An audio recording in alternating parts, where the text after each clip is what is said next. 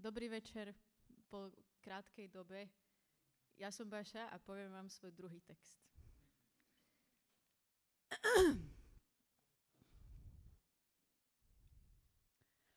Vyhorím za každým, keď mi už len prihorí. V hlave sa mi vynorí a premietne kinohit s názvom Náhodný minulý trapas. Popcorn, pivo, tapas. Fosílna spomienka, trilógia, trilobit, charakter zjazvený, tragikomický linorit. Som dokonalosti milovník, perfekcionista. Pre rozum tréning silový, duša potí sa, keď som so sebou sám, klopem si na čelo, jak na dvere Jehovista. Kladiem si otázky na telo, nie je to odísť kam, neistoty kolíska je trápna chyba. A ja ich veľa robím. A jednou z nich aj som. Ale vôbec nie úplne, iba určitým spôsobom. Cyklím, špirálujem, ľahko podľahnúť klamu, že si minca, čo má jednu riadne špinavú stranu, tak zasratú, že ani neprečítaš hodnotu. Kto si sa ma pýtal, že či robím trepno? Ja robím iba trápno. To sú také pocity, keď najprv zbledneš ako vápno, lebo už nie si taký dekapituty. Situačná kapitulácia. Len poriadne poníženie. Takto kyslo mozgu chutí. Je to mentálny reflux. Poviem ti všetky naše trápna. Keď ti otec povie, že aj to, čo skrývaš, sa dá nájsť. Históriu môžeš mazať, stále sú tu temporary files.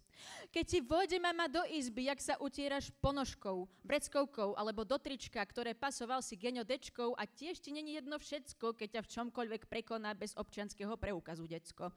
Keď uponáhľaný pod tlakom vtrhneš na obsadené vecko a ešte k tomu ani toaleťak není. Šťastie nás sa obracia a všetko sa mení. Hlavne farba tvojich líc. V hlave hýc a horiace uši. Trápnosť škodí sebavedomiu, no istotne nie duši, lebo vieš, že len poriadna karma, Murphyho zákon, schválnosť či osudu stier budujú pevný, namakaný, najsmelnatejší charakter. Keď sa šmykneš na psom hovne a padneš doňho úplne samovoľne. Potom, čo si sa navoňaný do nového nahodil. Keď sa spýtaš baculky, že kedy sa to narodí a ešte k tomu je to chlap. Keď máš rande o ničom, keď pošleš dickpic rodičom nechtiac. Keď sa ťa v MHDčke slízky týpek pýta, či vo svojom živote neprivítam, prevíta jak on vraj genitálny masér. Tak to je trapný náser s nahrávkou Nastier pane. To si radšej na klitoris nasmerujem kaser. Veľké umelecké krymy používať trápne gramatické rímy. Ale naspäť horory. Keď ani na štvrtýkrát nerozumieš, čo ti kamoš hovorí, tak prikývneš, čakáš, že čo urobíš, tak improvizuješ a čakáš, že čo urobíš. A keď od toho zmetku už ideš vyskočiť z kože, neváhaš, zasmečuješ aut s hlasným haha, bože. Trapno, vďaka tebe je môj život metamém. Nikdy sa ťa nevzdám, nikdy ťa nesklamém, nikdy sa ti neobratím chrbtom, neopustím ťa. To je Never Gonna Give You Up od Rick Astley.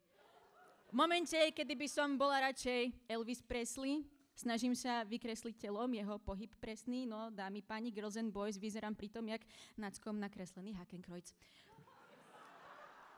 Šťastená sa obracia a všetko sa mení.